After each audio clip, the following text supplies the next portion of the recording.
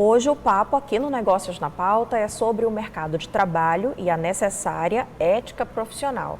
A gente costuma muito ver o que é exemplo negativo, que jamais deve ser seguido, mas também é importante mencionar o que é valorizado de verdade no mercado e nas relações como um todo. Qualidades como assumir responsabilidades, ter disciplina e honestidade, isso é básico, por exemplo, se sobrepõe a qualquer código de ética, não é, Arthur? Com certeza, Adão. É preciso também saber trabalhar em equipe e desenvolver habilidades como as chamadas soft skills. Empatia, escuta, inteligência emocional são muito bem-vindas ao mercado. Vamos voltar a conversar aqui com nossos convidados, a Vera Martins e o Jailson Mendonça. Enfim, talvez seja um conjunto aí, escorrendo agora, escorregando, eu falei assim, a gente não quer chamar o Aristóteles, mas a gente acaba sendo tentado, né? De tudo, Como né? é que é essa mistura de ética, religiosidade, código moral, código civil, como é que fica essa bagunça toda aí? Também essa salada mista, né? E também fazendo aqui um adendo, a gente prometeu para o público voltar a falar daquele assunto e a gente tem que falar dele, né? Nós estamos no offline, mas a gente também está no online, então tem um comportamento que a gente precisa prestar atenção. Então, antes de entrar na filosofia, vamos lá. Vamos lá. Acho que dá para traçar um paralelo aí. Veja só, essa questão do online, eu acho que dá uma sensação de liberdade muito maior do que de fato ela deveria ser, né? Tem aquela frase muito comum, que se todos nós seguíssemos, internalizássemos ela, eu acho que isso seria de grande valia, né? O direito de um termina quando começa o direito do outro, né? Um ponto para a gente refletir. O segundo ponto para a gente refletir, eu vou trazer uma fala do Cortella, né? O Cortella, ele faz uma fala que eu gosto muito com relação a isso, que diz o seguinte: é importante a gente entender a questão do eu quero, o eu posso, eu devo, né? Porque nem tudo que eu quero, eu posso, nem tudo que eu posso, eu devo. E nem tudo que eu devo, eu quero, entendeu? Então, o ideal seria se a gente conseguisse internalizar e construir as coisas na perspectiva de fazer só aquilo que eu quero, que eu posso, que eu devo, né? Mas assim, respeitando, trazendo a urbanidade de volta, respeitando o espaço do outro, e aí em qualquer tempo, em qualquer esfera, se a gente entender que o meu direito termina quando começa o do colega ou da outra pessoa, e valorizando em primeiro lugar aquilo que eu falei ainda há pouco, o coletivo, eu acho que a gente conseguiria caminhar bem em qualquer espaço, inclusive na internet, inclusive no espaço virtual, né? Porque essa sensação de liberdade total, onde eu posso fazer tudo a qualquer momento, eu estou com minha angústia, eu vou lá e coloco, eu tive um pensamento aqui, não interessa a quem eu vá ofender, e eu vou lá e exponho aquilo, e aí isso termina tendo consequências muito desastrosas. É verdade, Vera, você ia comentar sobre lidar com todas essas diferenças e também acabar levando essas diferenças que podem ofender, machucar e corroer relações para o ambiente digital. Começa na empresa, começa no trabalho, termina na internet com uma destruição imensurável, né? Então, eu tenho uma certa questão nessa coisa do não pode dizer, né? Assim, eu tenho um pouco uma certa discussão interna sobre o quanto uma empresa pode regular o teu comportamento fora dela, né? E o quanto a gente tem que preservar, e isso é um ambiente de diversidade, as ideias e as expressões. Acho que a discussão ela tem que estar sob o ponto de vista o que pode ser ou não tolerado desta expressão. Porque não é tolerável eu não respeitar as pessoas, não é tolerável racismo, não é tolerável, então tem uma série de coisas não toleráveis. Então esses comportamentos que estão fora da empresa também são passíveis de serem observados e, vamos dizer assim, punidos? São, não punidos, mas eles são passíveis de serem observados. O que as empresas normalmente fazem, sobretudo as empresas que usam uniforme, é a gente preservar a imagem da empresa, né? Então, exemplo, se você está com o uniforme da empresa e você vai dar uma entrevista sobre um trânsito, sei lá, a empresa não, você tem que entender em nome de quem você está falando, né? Mas então, e sem uniforme? Sem uniforme não há problema, não há problema, exceto que você faça uma menção que desqualifique algo que a empresa faça, entende? Por exemplo, eu trabalhei muitos anos numa mineradora e aí eu faço uma agenda green contra as mineradoras minha rede. Não faz sentido. Não faz sentido. Eu Agora, preciso rever o meu valor, porque eu preciso rever então eu não deveria fazer parte daquela empresa, entende? Não tem convergência. Vera, eu acabei de lembrar de um fato. Penso que vocês também vão se recordar, porque chamou muita atenção logo no auge do período mais crítico da pandemia em 2020. Algumas pessoas em São Paulo desrespeitavam mesmo e batiam boca com os guardas que saíam pedindo para as pessoas ali usarem máscara, evitarem as aglomerações.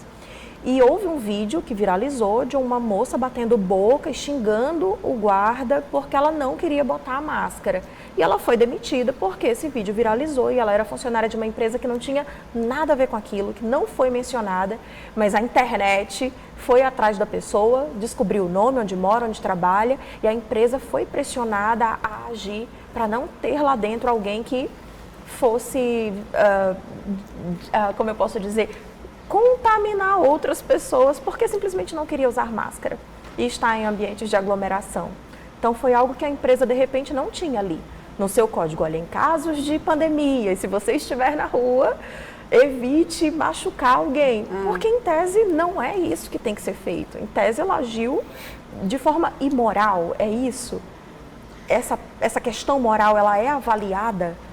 Eu acho que a questão da pandemia, ela trouxe muitas reflexões, né? Eu acho que a pandemia levantou uma temática que eu acho que nós nessa geração, acho que nos últimos 400 anos, não tinha vivido, que é uma questão de saúde pública coletiva. E aí entra um outro pacto social, e nesse momento o pacto social intolerável era esse. E aí cada organização estabeleceu o seu internamente. Eu não sei mas, por exemplo, na organização onde eu trabalhava, nós éramos orientados a não sair de casa. Orientados, olha, não deve sair de casa por isso.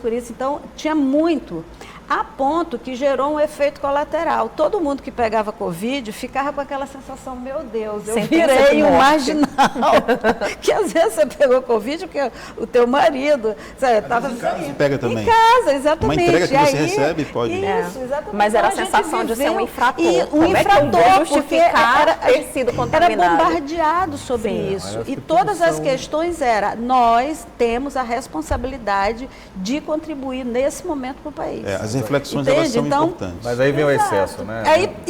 Tem o excesso, aí tem as loucuras que acontecem. Eu queria colocar um ponto importante, até para a Vera colaborar com relação a esse ponto que você está colocando, é que assim, existem pesquisas que falam, que mostram, que hoje as pessoas, por algum tempo, na verdade, elas são contratadas, elas são admitidas pelas suas competências, mas elas são desligadas pelas suas questões comportamentais, né? Esse é um ponto.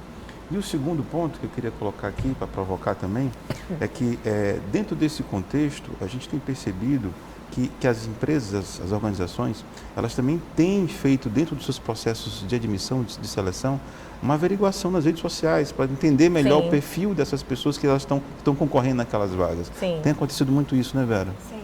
Os profissionais de gestão de pessoas fazem já isso de forma costumeira? Normalmente no LinkedIn, né? O Instagram, raramente. Mas o LinkedIn é muito comum, né? Buscar referências. Mas eu acho que tem uma questão também, né? Você foi muito tempo na parte de RH.